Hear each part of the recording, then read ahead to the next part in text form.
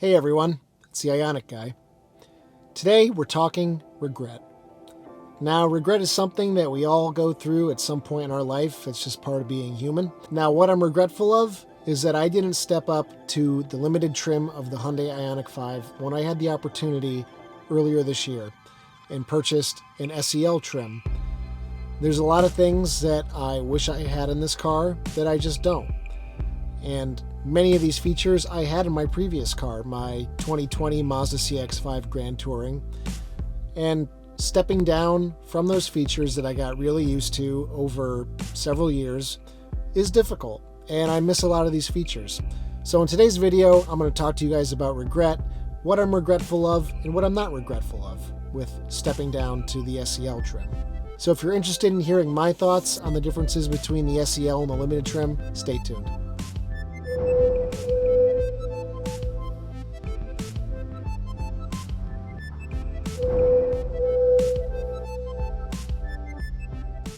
So the first big thing that I truly miss about my old Mazda CX-5 and what I miss from not having a limited trim Ioniq 5 is a heads-up display. So my Mazda CX-5 had a relatively small HUD, and I got used to it after a while. I honestly very rarely ever looked at the driver display that was down behind the steering wheel. My eyes were always on the road, always looking far out in front, and I got so used to having that HUD. And now that I don't have it, I really miss it. It's probably top of my list what I want on the limited trim versus the SEL. So I haven't even experienced the Ioniq 5 HUD, but from hearing what owners say and seeing images of it, it looks awesome. It looks big, it looks colorful. The HUD on my CX-5 was just white. Just plain old white. So I really wish I had that big, colorful, alternate reality HUD with the arrows and stuff that move all over the place and give you your turning directions. I really wish I had that. Another big loss for me is not having ventilated seats. My Mazda had them, and the limited trim obviously has them, and I really miss them, especially with the hot summer we recently had this year. Oh my God. On my road trip down to Virginia, I would have killed to have the ventilated seats. I was just so sweaty by the end of it. It was not fun. So I really do miss the ventilated seats. And for those of you who have them, enjoy. Another thing I really miss about my old car was the rain sensing wipers. Now, this is kind of towards the middle of my list, so it's something that I do wish I had, but I also can live without. But Mazda had a very nicely calibrated rain sensing wiper system. I never had to make any adjustments to it. It was always just spot on with the amount of rain that was coming down, so just never even really had to think about it.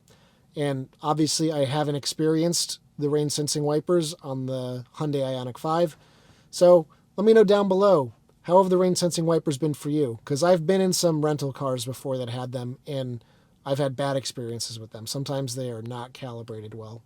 Another thing that I really missed from my Mazda was the sound system. It had a sub, and I think it was a 12-speaker system by Bose, and it just sounded really good. And with my Ioniq 5 SEL, the sound system is just all right. And it's just lacking something. And from what I hear from you guys, even the limited trim is still lacking a little something. So even though I long for a better sound system, I don't know if I long for the sound system of the limited trim. I would really like to hear the EV6's 14-speaker, I think, Meridian sound system. I'm sure that one sounds really good in comparison to the 8-speaker in the limited trim. So even though I'm missing out on a slightly better system, I'm not really longing for that system based on what I've heard from you guys. Now this is something that I don't really miss, but my girlfriend misses. And that's the fact that the passenger seat in this car on the SEL trim doesn't have a power adjustment. I think that's a big miss for a $54,000 car to have a manual passenger seat. That's just unforgivable in my opinion. Reserving that for the limited trim is ridiculous in my opinion. So I think that's a huge miss on Hyundai's part, and I hope they resolve that in coming years because SEL should have that feature. Something else that I do kind of wish I had, but I'm perfectly fine with not having, is the backseat vehicle to load plug. So I don't really have a need for it, but when I go on long drives with my partner, she sometimes likes to do some work and she wants to power her laptop, and she just doesn't have that option. I do wish that that would have been an option on the SEL trim, but it wasn't, so I don't have it.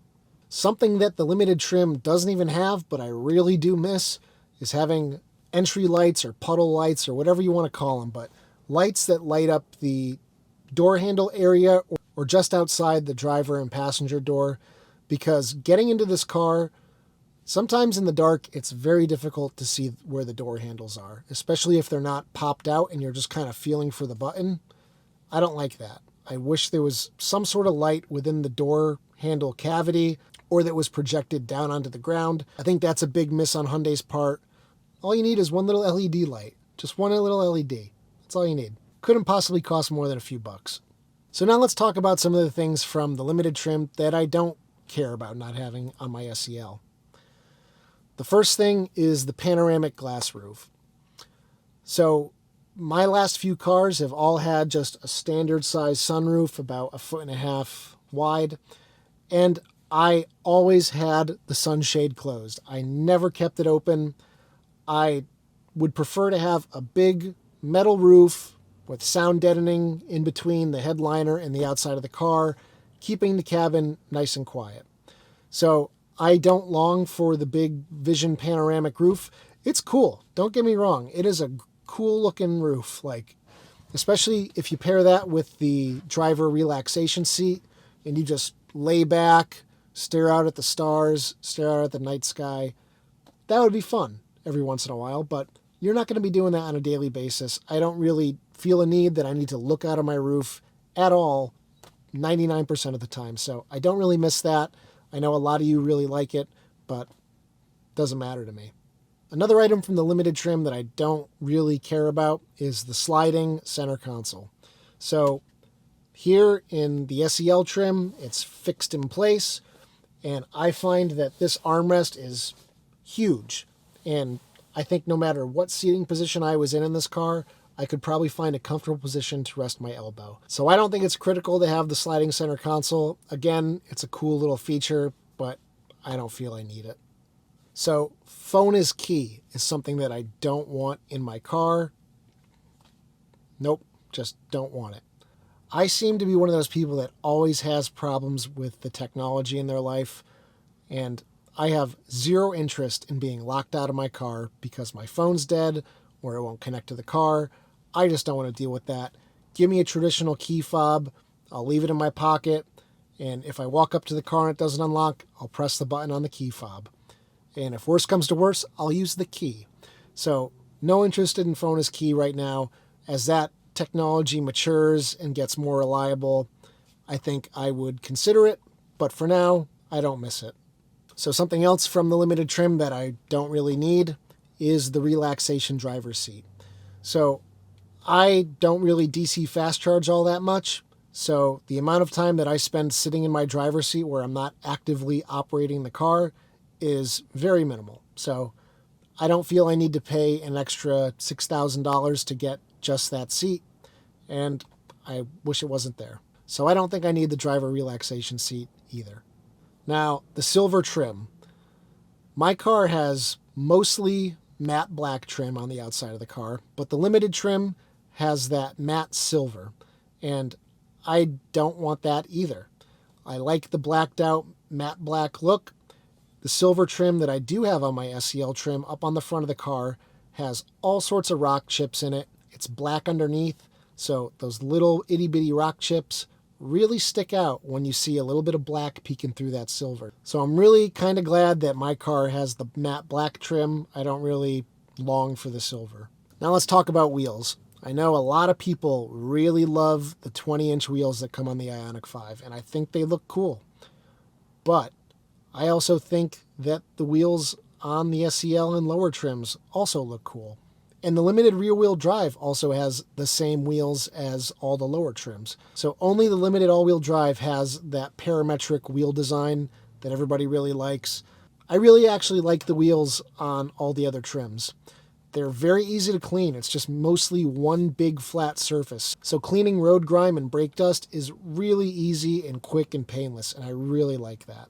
So I don't long for the more complicated design of the Ioniq 5 limited all-wheel drive. Something else from the limited trim that I don't feel I need, at least at this point in my life, is rear sunshades on the passenger doors. So I don't have children, and I don't really ever have anybody in my back seat other than just bringing friends out to dinner or something. So I don't have anybody in the back seat complaining about too much sun. The tint on the back windows is enough to keep most of the sun out. So I don't know. Maybe that'll change once I have kids in the next few years, but for now, rear sunshades, not necessary for me. And the last big thing that I really don't care about is the advanced parking features where you can bring the car into your garage and back it up using the key fob remote. To me, this is just completely useless, at least here in the United States. Most of our parking spots are pretty big. Now, I know in other parts of the world, parking is a lot tighter. So maybe it makes sense for all the cars in those countries to have that ability, and then everybody can do it, and then you can pack cars much tighter together. But here in the US, parking is just everywhere. Parking spots are fairly big, so I just don't see ever using this other than to say, hey, come look at my cool car. It drives itself back and forth in a parking lot. I just don't feel a need for it. So let me know down in the comments section, have you actually used that feature in day-to-day life for a real situation, not just showing it off? So even though I'm saying all these things on the limited trim I don't necessarily want, the things that I do want kind of supersede those few things that I don't really want. So when I do have the opportunity to get my hands on a limited trim, I will most likely be trading in my SEL for a limited trim just to gain some of those neat features back, namely the HUD, ventilated seats, rain sensing wipers, and that's about it. Those are really the three things that I really want from the limited trim. And that brings me to my next point is, why doesn't Hyundai offer option packages? Kia with their EV6 has option packages. I don't understand it. Just have a technology package for the SEL trim. I would have happily paid an extra $2,000-$3,000 tops to have some of these features that I'm looking for from the limited trim in the SEL. Just give it a nice halfway point between the SEL and the limited trim. Now, Hyundai, I hope you're listening because I know a lot of people feel this way. So anyway, guys, those are my regrets getting an SEL trim of the car. So let me know down in the comments section, do you have regrets? If you went for an SE trim, do you have regrets that you didn't step up to an SEL? I know a lot of you have given up on trying to get upper level trims of the car just because you've been offered an SE trim and you just want to get into the car and live that EV lifestyle. And I understand that. Times are tough and getting a car is even tougher. So if you guys enjoyed this video, give it a thumbs up, appreciate it. Subscribe if you haven't already done so, and I'll see you guys in the next one. Take care, everybody.